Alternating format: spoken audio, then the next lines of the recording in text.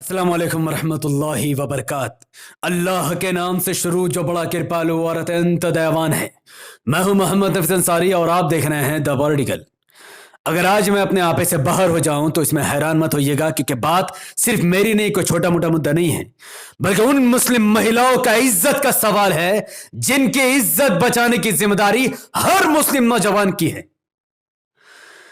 अजीज कविश, खुशबू खान, हसीबा अमीन, सदफ जाफर, इस्मत आरा और सामिना फैख शेख जैसी ये मुस्लिम महिलाएं जो सोशल मीडिया से लेकर जमीनी स्तर पर न्याय के लिए लड़ती हैं, अन्याय के खिलाफ आवाज उठाती हैं, इनके तस्वीरों को उठाकर एक घटिया बुल्ली ऐप में अपलोड किया जाता है और वहां पर सुल्ली डील बुल्ली ऐप के अंदर बुल्ली बॉय ऑफ द डे बनाकर डाला जाता है।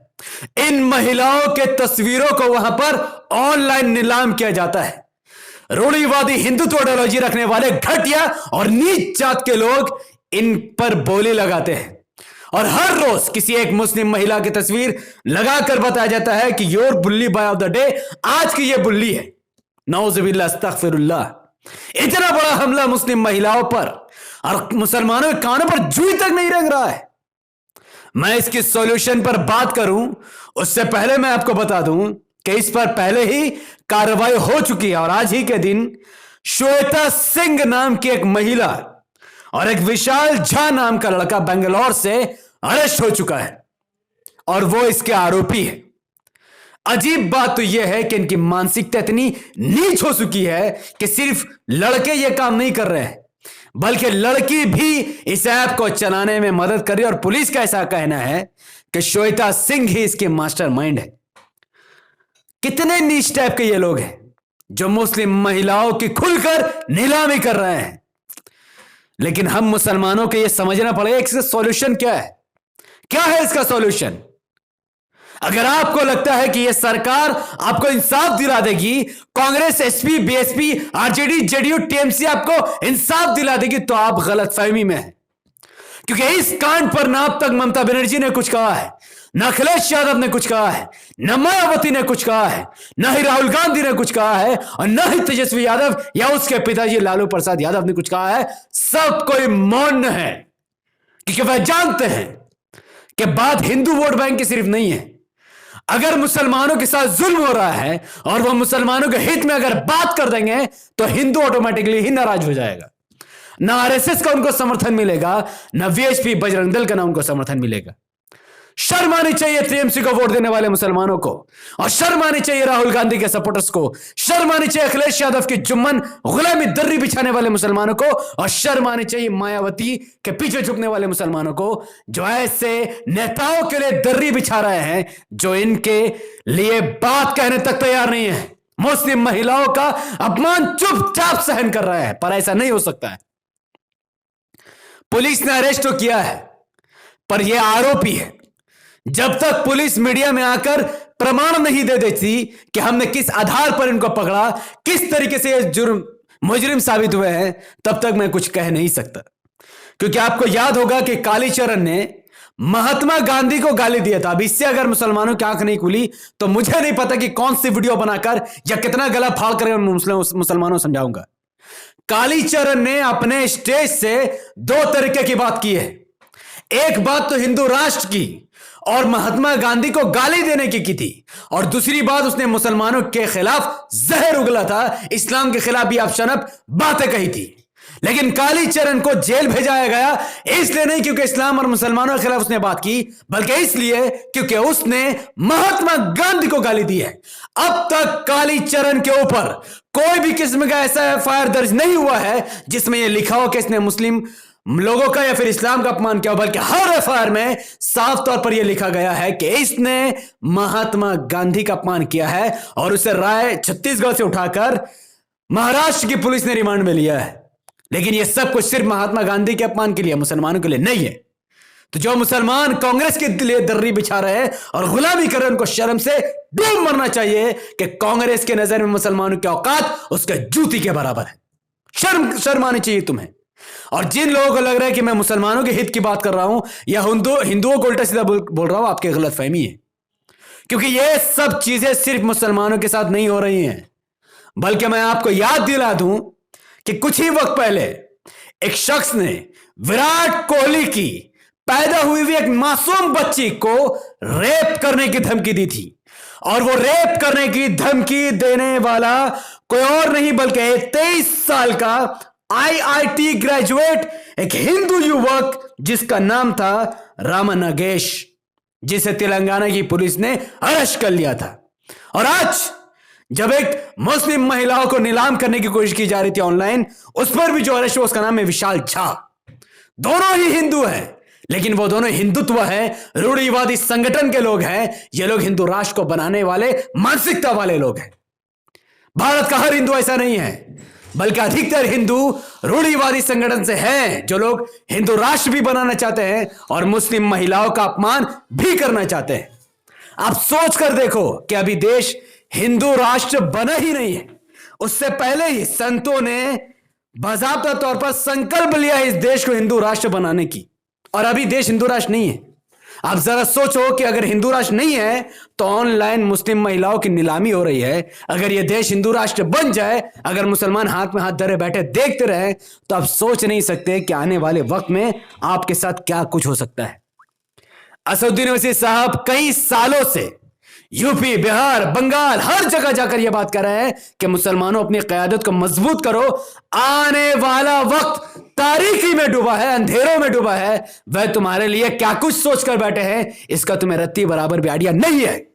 लेकिन हर राज्य में वहां की रीजनल पार्टी या खासकर कांग्रेस, एसपी, बीएसपी मुसलमानों कहती है कि अपनी क़यादत नहीं, बल्कि तुम्हें बीजेपी को हराना है, तुम्हें सिर्फ हमें ही वोट देना है। और आज ये तमाम नेता आपका वोट लेकर आपके लिए बात भी नहीं करना चाहते। मैं अब इस पर सॉल्यूशन की बात करूंगा कि कैसे यह मामला सॉल्व होगा, कैसे लोगों की औकात दिखाई जाएगी, या किस तरीके से हम लोग इनका मुंह को बंद करेंगे।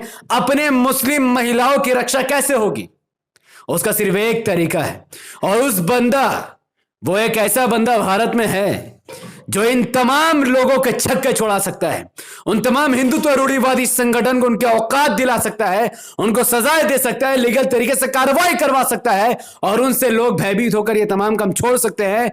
वो विश्व हिंदू परिषद का बाप है, वो राष्ट्रीय स्वयं सेवक का बाप है, वो बजरंग दल का बाप है, हिंदू युवा वाहिनी का बाप है, उसका नाम है अकबरुद्दीन ओवैसी। अगर देश के मुसलमान किसी भी तरीके से अकबरुद्दीन ओवैसी साहब के हाथ को एआईएमआईएम का मजबूत कर दे, हर जगह, हर विधानसभा के सीट, काउंसिलर के सीट या मेंबर ऑफ पार्लियामेंट के सीट में एआईएमआईएम को वोट कर दे, तो यकीन मानिए जिस दिन एक राज्य में भी एआईएमआईएम के सहमत से कोई पार्टी सरकार बनाएगी, उस दिन, जिस दिन सत्ता में हमारी हिस्सेदारी होगी, अकबरुद्दीन ओवैसी किसी राज्य का चीफ मिनिस्टर होगा या फिर कोई मुसलमान डिप्टी सीएम होगा, उस दिन बुल्ली ऐप, सुल्ली ऐप बनाने वाले जैसे नीच जात के लोगों को सबक कैसे सिखाया जाएगा, उस दिन आप अपनी आंखों से देख लोगे। इस वक्त आपके हाथों में एक सुनहरा मौका है। उत्तर प्रदेश विधानसभा इलेक्शन के लिए अब कुछ ही महीने बचे हैं। इस वक्त भी अखिलेश यादव आपके मुद्दों पर बात नहीं कर रहे हैं, बल्कि अखिलेश यादव इस वक्त राम राज्य की बात कर रहे हैं, वही राज्य जो बीजेपी लाना चाहती है। यानी मुसलमानों के साथ आज भी अन्याय हो रहा है, और अगर समाजवादी पार्टी जीती तब भी उनके साथ अन्याय होगा।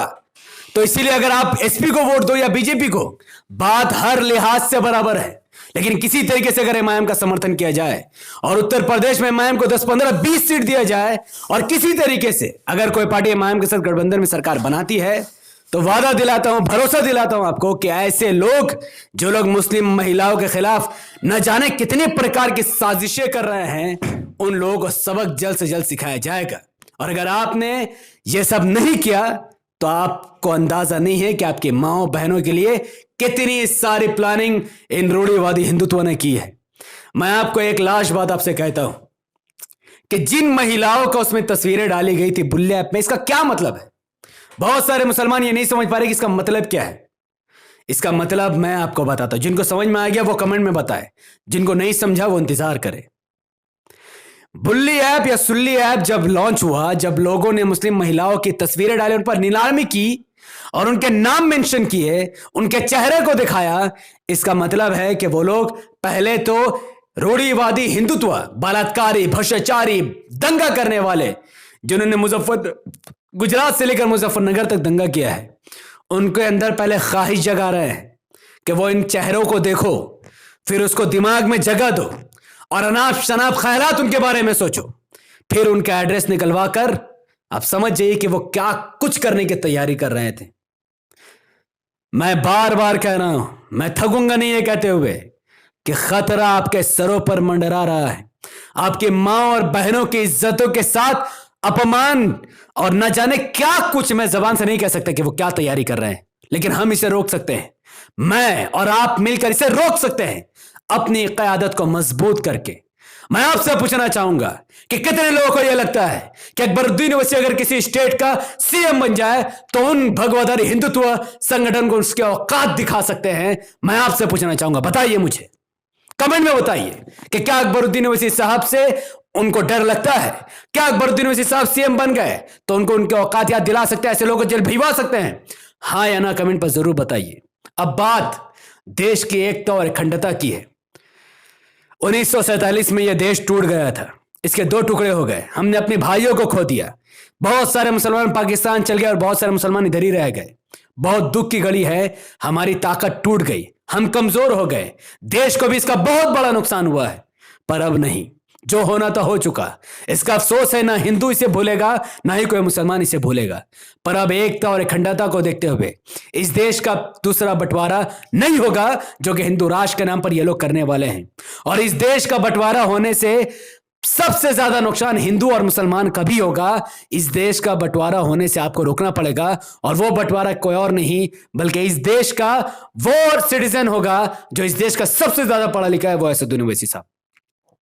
अगर ओवैसी साहब देश का पीएम बनते हैं तो यह देश बंटवारा होने से बच जाएगा। अगर मुसलमान ओवैसी साहब का साथ नहीं देते हैं, दलित एमआईएम के साथ नहीं देते हैं, तो इस देश का बंटवारा बहुत करीब है, क्योंकि कांग्रेस और बीजेपी भरोसे के लायक नहीं है। अब हमें हर तरीके से एमआईएम को मजबूत करना है। उत्तर प्रदेश विधानसभा इलेक्शन 2022 में हर बूथ पर सिर्फ और सिर्फ पतंग का निशान को ही आपको दबाना है, क्योंकि अब बात सिर्फ अपनी नहीं, अपने कौम की नहीं और देश की भी है, और देश और कौम के महिलाओं की इज्जत हमारे लिए सर्वोपरि है। इस वीडियो को लाखों लोगों तक पहुंचाने के लिए जितना ज्यादा हो सके इसको लाइक कीजिए। इसके लिंक को व्हाट्सएप, फेसबुक, इंस्टाग्राम जैसे सोशल मीडिया के प्लेटफॉर्म पर धड़ाधड़ शेयर कीजिए। अपनी बातों को कमेंट पर रखिए। बुल्ली ऐप पर, सुल्ली डील पर, मुस्लिम महिलाओं के खिलाफ ये चल रही इन तमाम चीजों पर आपको कितना आइडिया था? क्या आप मेरी बातों से सहमत है? क्या आप एमआईएम के साथ हैं? अपनी बात जरूर कमेंट पर रखिए। हमारे यूट्यूब चैनल द पॉलिटिकल को सब्सक्राइब कीजिए, बेल आइकन को हिट कीजिए। अगर आप सब इस वीडियो को हमारे Facebook channel the political news पर देख रहे हैं तो इसे अभी के अभी कम से कम 5 ग्रुप में शेयर कीजिए। जितना ज्यादा हो सके उतना ज्यादा इसे वायरल कीजिए, और मुसलमान और हिंदुओं की आंखों को खोलने की एक मुहिम में मेरे साथ जुड़ जाइए, ताकि ये वीडियो जितना लोगों तक पहुंचेगा उतना लोग संविधान को मजबूत करेंगे, एमआईएम को मजबूत करेंगे। और ऐसे लोगों को पहचानना जरूरी है जिनकी आंखों में एक नशा चढ़ चुका है, जिस नशे का नाम है हिंदू राष्ट्र, जिससे यह पूरा भारत बर्बादी के कगार पर पहुंचने वाला है। अस्सलाम वालेकुम रहमतुल्लाहि व बरकातहू। अल्लाह की सलामत रहमत बरकात अब तमाम भाई और बहनों पर हो। मे अल्लाह भी पीस अपॉन अस।